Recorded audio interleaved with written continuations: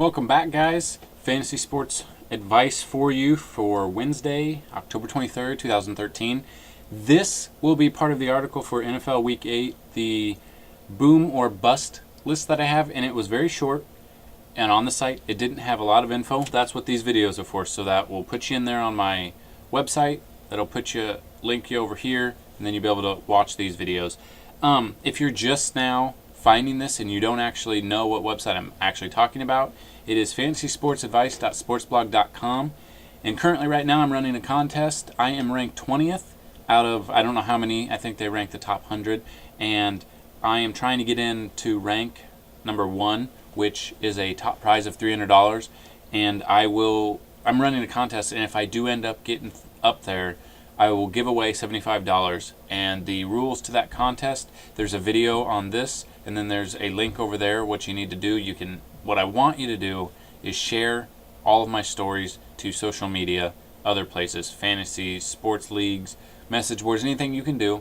Send me an email with your information of proof that you actually sent it, like a screenshot, and you'll be entered into my drawing. And all that details in there are on my video and over at my website. So this is going to be a short list, and hopefully it helps you if you're going to do the big tournaments. And I will have a lineup for your fantasy football come tomorrow afternoon. So let's get right into it. With boom or bust players, this is the kind of people you want in your lineup when you're playing those huge tournaments, like a $25 buy-in to win $25,000. With that, most generally the people that do end up winning those are people that have these boom or bust type players. You're going to need to have, like, for instance, the first one's going to be Carson Palmer. The way to do it, he just has a surprisingly big game that maybe not a lot of people picked. And that accumulates and your points go up, and that's how you win. Because when a lot of people have 80% owned of Victor Cruz, it's really hard to differentiate yourself from those people, and you're going to end up being right about level with them, and you cannot get up there and cash. So let's get right into it. We'll start this, and there's going to be more detail than what I had over there. But check that out too, and please share all those stories. Help me rank up. Help me win some money on there so I can give back to you guys, because you guys have been loyal. You guys have been following me on here. You've been following me on there. You've helped me go from 96 all the way to 20 in just 23 days, and I'm hoping somehow to get up there. But I need a lot of help to get up there. I need a lot of views. So if you guys could do that, please, that would be awesome, and I will definitely help you out as well. $75 for maybe 5 minutes of your time, that's the easiest $75 you've ever made, legally. So, QB, like I said, Carson Palmer. It is true that Palmer has not been the best this year, but a lot of it has to do with his troubles with connecting with Larry Fitzgerald. And Fitz didn't end up getting his hamstring hurt in week 2, and he has not had time to recover from that, which has hampered play. But the Cardinals are coming off a bye week, and reports out of Cardinals camp are saying that he has just made huge gains this week. Looks like his old self. They expect him to have a huge game this week, and if that is true, then Carson Palmer will have a good game this week. He is overturned pro, but I have a feeling he's going to have the best game of his not career, but best game of his year so far, which isn't really hard to beat. So that is one of the, you got to think about it. If you want to try for that, go for that. Running back, Knowshon Moreno. Not really someone that might not be thought of. He's doing amazing. He is the number 1 back. Obviously, he is taking his way out of there.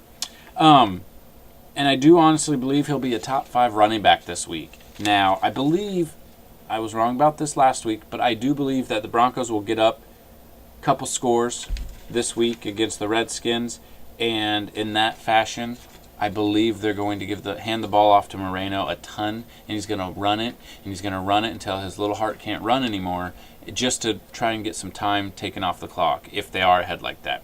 And if they are behind, they will throw and they will run, because Moreno can be that explosive back. Again, Moreno, top 5 running back this week. Wide receiver, Victor Cruz.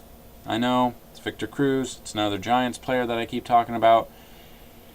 Eli overturn prone, but he did not do that this past week. Victor Cruz didn't really factor into the game, but I do, on paper, the Giants have an easy matchup headed out towards the end of this season. They are trying to go to the playoffs.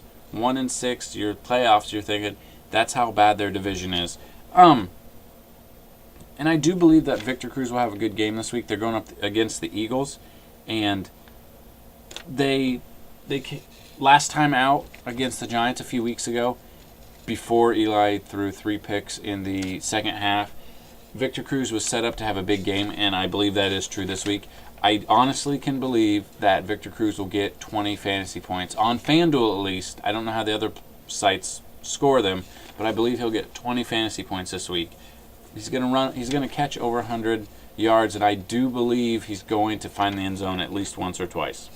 Another boomer bust type player, Jaguars Cecil Shorts, wide receiver. Now, Justin Blackmon has been kind of there the past couple of weeks, but he didn't do anything last week really.